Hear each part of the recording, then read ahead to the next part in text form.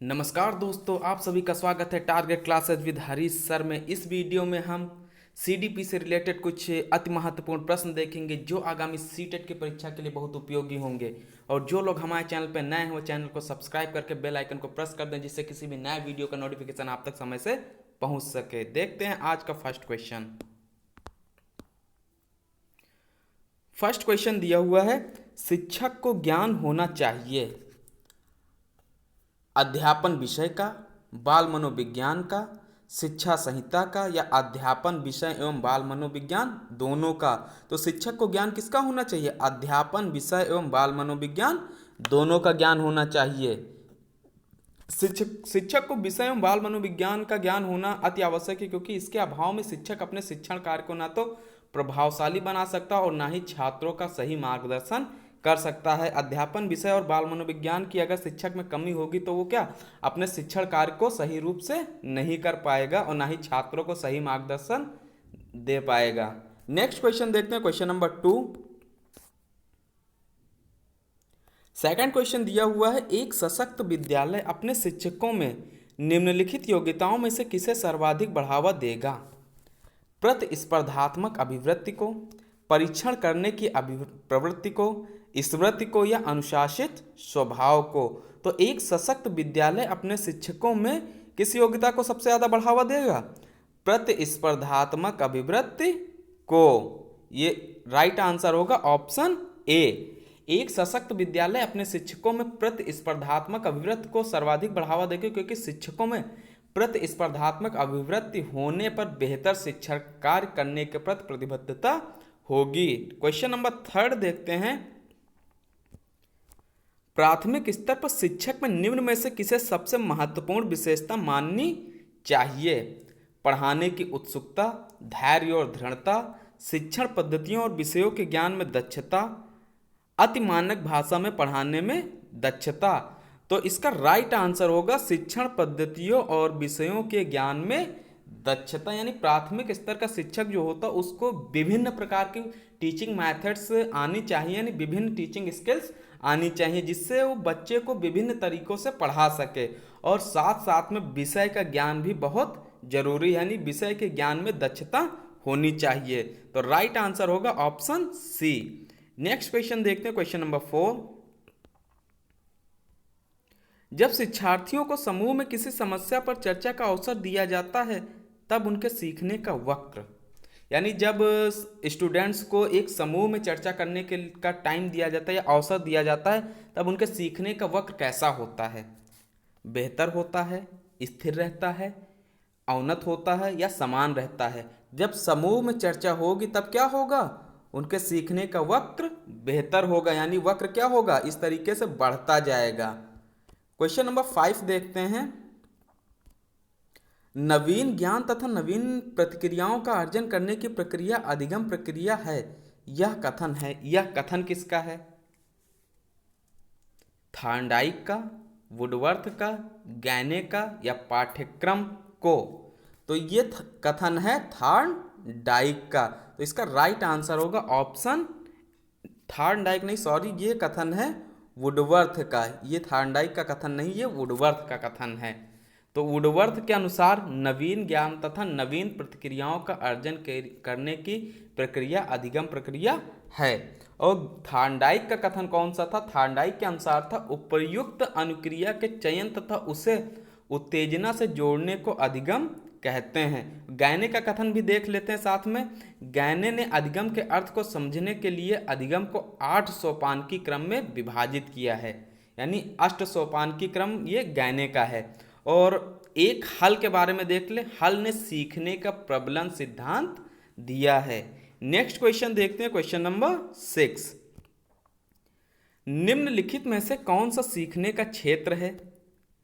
व्यावसायिक, अनुभविक, भावात्मक, या आध्यात्मिक? तो सीखने का क्षेत्र कौन सा है? भावात्मक। अधिगम जीवन पर्यंत चलने वाली प्रक्रिया है, यानी कि सीखना जो है जीवन पर्यंत चलता है, हम किसी भी अवस्था में सीख सकते हैं।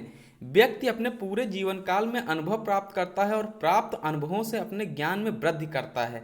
यह ज्ञान की वृद्धि संज्ञानात्मक, भावात्मक और क्रियात्मक क्षेत्र में होती है, यानी ज्ञान की वृद्धि किस किस क्षेत्र में होती है? संज्ञानात्मक, भावात्मक और क्रियात्मक क्षेत्र में होती है। क्वेश्चन नंबर 7 देखते हैं। अभ्यास या अनुभव द्वारा व्यवहार में अपेक्षाकृत स्थायी परिवर्तन है चिंतन, प्रत्यक्षीकरण, अधिगम, सृजन। अभ्यास या अनुभव द्वारा व्यवहार में अपेक्षाकृत स्थायी परिवर्तन क्या है? अधिगम यानी कि सीखना। क्वेश्चन नंबर 8 देखते हैं। सीखने की विशेषताएं हैं, यानी सीखने की विशेषताएं कौन कौन सी हैं? सार्वभौमिकता, निरंतरता, ए और बी दोनों, इनमें से कोई नहीं। तो सीखने की विशेषताएं कौन सी हैं? सार्वभौतिकता और निरंतरता, ये दोनों, यानी राइट आंसर होगा ऑप्शन नंबर सी। तो ये देख लेते हैं योकम एवं सिम्पसन के अनुसार सीखने की सामान्य विशेषताएं कौन कौन सी होती हैं। सीखना संपूर्ण जीवन काल में चलता रहता है, सीखना परिवर्तनशील होता है, सीखना सार्वभौमिक होता है, सीखना विकास है, सीखना अनुकूलन है, सीखना नया कार्य करना है, सीखना अनुभवों का संगठन है, सीखना उद्देश्यपूर्ण है। नेक्स्ट क्वेश्चन देखते हैं, क्वेश्चन नंबर 9। अधिगम वक्र में पठार दर्शाता है विलोप को, पुनर्बलन को, स्वतः पुनः प्राप्ति को, शून्य अथवा नगण्य सुधार को। तो अधिगम वक्र में पठार क्या प्रदर्शित करता है? स्वतः पुनः प्राप्ति को। अधिगम वक्र में पठार स्वतः पुनः प्राप्ति को दर्शाता है। सीखने के दौरान प्रायः कुछ प्रयासों के बाद सीखने की गति में स्थिरता की स्थिति आ जाती है, जिसे पठार कहते हैं। नीरसता, उत्साह में कमी, पूर्व सीखने से या सीखने में मदद न मिलने जैसे कारणों से सीखने के पठार बनते हैं। सीखने के अंतिम दौर में प्रायः व्यक्ति उत्साह तथा मनोयोग से कार्य करता है, जिसके कारण सीखने की मात्रा में बढ़ोतरी होती है। इसे स्वतः पुनः प्राप्ति या स्वतः स्फुरण या अंतिम त्वरण कहते हैं। क्वेश्चन नंबर 10 देखते हैं। अभ्यास के अधिगम पर प्रभाव के एक प्रयोग में अधिगम होगा स्वतंत्र चर, परतंत्र चर, अन्य चर या स्थिर चर। तो अभ्यास के अधिगम पर प्रभाव के एक प्रयोग में अधिगम कैसा होगा? परतंत्र चर। ऑप्शन बी इसका सही होगा। इसकी डिटेल देख लेते हैं। अभ्यास के अधिगम पर प्रभाव के एक प्रयोग में अधिगम एक परतंत्र चर होगा, क्योंकि अधिगम की स्थिति अभ्यास पर निर्भर करती है। क्योंकि सीखना किस पर निर्भर करता है? अभ्यास पर। जितना अभ्यास करेंगे उतना सीखेंगे। अभ्यास की मात्रा बढ़ने पर अधिगम में भी परिवर्तन होता है, जबकि अभ्यास न करने पर क्या होता है? वो सीखना धीरे धीरे कम होता जाता है, यानी विलोपन की स्थिति उत्पन्न हो जाती है। क्वेश्चन नंबर 11 देखते हैं। प्राथमिक कक्षा के बालकों के लिए शिक्षण की उपयुक्त विधि कौन सी है? यानी जो प्राथमिक कक्षा के बालक होते हैं उनको किस विधि से उपयुक्त पढ़ाया जाना चाहिए जो उनके लिए बहुत ही अच्छी हो? प्रयास व भूल विधि, अनुकरण विधि, व्याख्यान विधि या खेल विधि। तो प्राथमिक शिक्षा के लिए सबसे अच्छी विधि कौन सी है? खेल विधि। खेल विधि के द्वारा बच्चों को अधिक से अधिक सिखाया जा सकता है। एक आप लोग के लिए क्वेश्चन है, प्रयास एवं भूल विधि यानी कि प्रयास एवं त्रुटि विधि किसने दी? Question number 12। मधु गणित में कमजोर है। एक अच्छे अध्यापक की दृष्टि में उसके गणित में कमजोर होने का क्या कारण हो सकता है? प्रायः लड़कियां गणित में कमजोर होती हैं, उसके माता पिता अनपढ़ हैं, उसे अध्ययन में रुचि नहीं है, और डी ऑप्शन दिया हुआ गणित शिक्षण की विधि त्रुटिपूर्ण है। तो मधु गणित में कमजोर है। एक अच्छे अध्यापक की दृष्टि में उसके गणित में कमजोर होने का क्या कारण हो सकता है? प्रायः लड़कियां गणित में कमजोर होती हैं, नेगेटिव पॉइंट है ये। उसके माता पिता अनपढ़ हैं, ये भी नेगेटिव है। उसे अध्ययन में रुचि नहीं, ये भी नेगेटिव है।